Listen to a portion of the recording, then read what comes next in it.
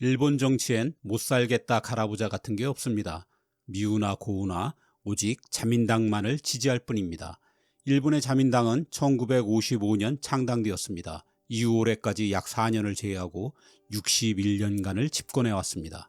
일본의 이런 정치 상황을 볼 때마다 일본은 정말 민주국가가 맞나라는 의심도 슬쩍 듭니다.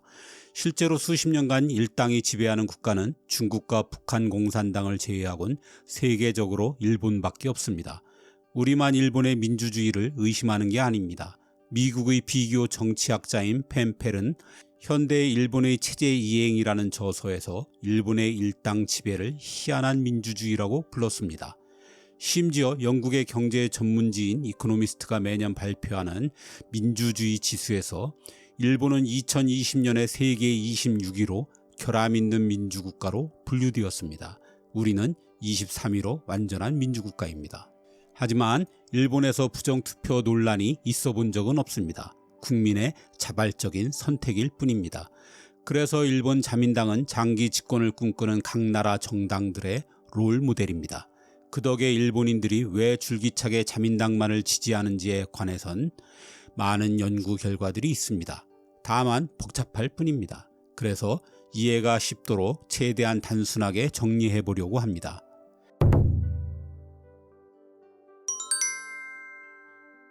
가장 폭넓게 받아들여지는 이유인 일본의 파벌 정치 얘기부터 해보겠습니다. 선뜻 이해하기 어렵지만 파벌 정치는 자민당의 장기 집권을 가능하게 하는 가장 중요한 이유 중 하나로 꼽힙니다. 자민당은 자유당과 민주당이라는 보수적인 두 파벌이 합쳐져 만들어졌습니다. 1994년의 뉴욕타임스 보도에 따르면 사회주의 정당의 특세를 걱정한 미국 CIA가 압력을 행사하고 정치 자금도 댔다고 합니다. 어쨌든 태생부터가 철학이나 이념이 아닌 파벌의 결합입니다.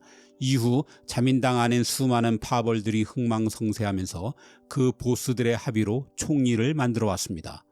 보통 정치에서 파벌이라면 당이 갈라질 정도의 갈등을 연상하기 쉽지만 일본의 파벌 정치는 매우 교묘하게 작동됩니다.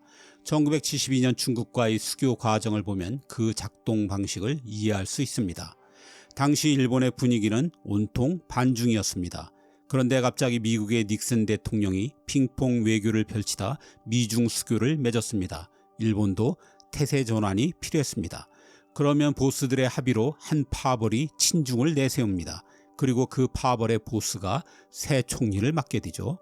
우리가 봤을 땐 정당 내의 권력 교체에 불과하지만 일본인들은 이걸 정권 교체라고 생각합니다.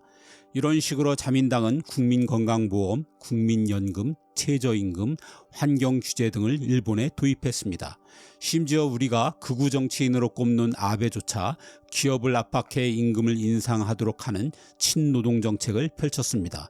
정권 유지에 필요하다면 좌파 정권이나 할 법한 진보 정책을 추진하는데 조금도 주저하지 않습니다. 물론 이럴 때마다 당의 얼굴인 총리는 계속 바뀌었습니다.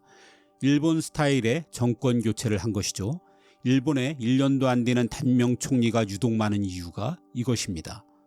일부에선 이를 창조적인 보수주의라고 평가하기도 합니다. 그러면서 일본의 자민당은 온라인 쇼핑몰인 아마존과 같은 존재라고 분석합니다. 원하는 모든 걸 살 수 있으니 굳이 다른 야당을 기웃거릴 필요가 없다는 것입니다. 파벌의 수장은 겨울엔 떡값, 여름엔 얼음값을 돌리며 소속 의원들을 관리하느라 여기서 정경유착에 따른 부패가 발생하곤 합니다. 그럼에도 파벌 간의 견제와 균형, 분배가 여전히 자민당에선 잘 작동하고 있습니다. 일본만의 독특한 사고방식과 문화도 자민당의 독식에 굉장히 유리한 환경입니다. 그 중에 하나가 세습정치입니다.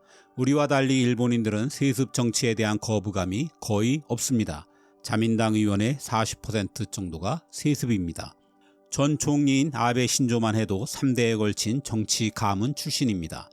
오랫동안 일본인들은 각자에게 정해진 일을 하는 것이 세상의 질서라는 와사상에 길들여진 삶을 살아왔습니다. 때문에 일본인들은 변화보단 현상을 유지하는 것에 본능적인 안도감을 갖습니다. 이들에게 익숙한 정치 질서는 자민당의 집권입니다. 이런 현상은 보수 성향이 강한 시골로 갈수록 더 심합니다. 이들에 의해 정치 가문이 내세우는 세습 의원들의 당선율은 무려 80%에 이르고 있습니다. 그 밖에도 일본의 자민당 장기 집권 이유는 여러 가지가 있습니다. 소선거구제라는 투표 제도도 자민당에 절대 유리합니다. 야권은 4분 오열되었기 때문에 한 명만 당선되는 소선거구제에선 자민당 공천자가 당선될 확률이 높을 수밖에 없습니다. 일본의 상대적으로 높은 자영업 비중도 자민당에 유리합니다. 자그마한 경제 환경 변화에도 자영업자들은 도산할 수 있습니다. 때문에 어느 나라건 자영업자들은 대개 변화보단 안정을 선호하는 성향이 있습니다. 일본의 자영업 비중은 16% 정도고 우리나라는 30%가 넘습니다. 하지만 지금까지의 이 모든 사유들은 부차적인 것들입니다. 가장 중요한 이유는 따로 있습니다. 그건 경제입니다. 이건 따로 설명할 필요가 없는 간단한 문제입니다. 경제가 좋으면 정권이 유지되고 경제가 나빠지면 정권이 교체되는 것입니다. 미국에서도 오랜 역사를 통틀어 경제가 좋을 땐 대통령이 연임되고 나쁠 땐 연임에 실패했습니다. 일본은 2차 대전 패전국임에도 불구하고 미국과 소련이 양분하는 냉전 시대 덕에 급속한 경제 발전을 이루어 왔습니다. 미국 덕에 안보 비용을 경제 개발에 사용할 수 있었고 한국 전쟁과 베트남 전쟁으로 전쟁 특수를 누리면서 10%대의 초고속 성장이 가능했습니다. 그리고 1980년대의 거품 경제를 타고 세계 2위라는 경제 대국이 되었습니다. 그러니 정권이 바뀔 이유가 없었던 것입니다. 하지만 1990년대부터 일본의 경제 거품은 꺼졌습니다. 여전히 세계적인 경제 대국이지만 모든 지표가 일본의 경제 수축을 말해주고 있습니다. 그래서 2000년대에도 자민당이 계속 지지받는 이유를 알아보는 게 일본의 정치를 이해하는 핵심 포인트입니다. 1990년부터 시작된 소위 잃어버린 20년의 장기 불황, 즉 일본의 경제가 나빠지자 일본 국민들 역시 야당인 민주당으로 2009년에 정권을 교체했습니다. 하지만 모든 것이 엉망이었습니다. 사실 민주당은 거의 모든 주요 공약을 지키지 못했습니다. 오키나와 미군 기지 이전을 약속했다가 보수 언론에게 반미라고 융단 폭격을 당했고 관료 정치를 개혁하려다 공무원들의 태업을 겪었습니다.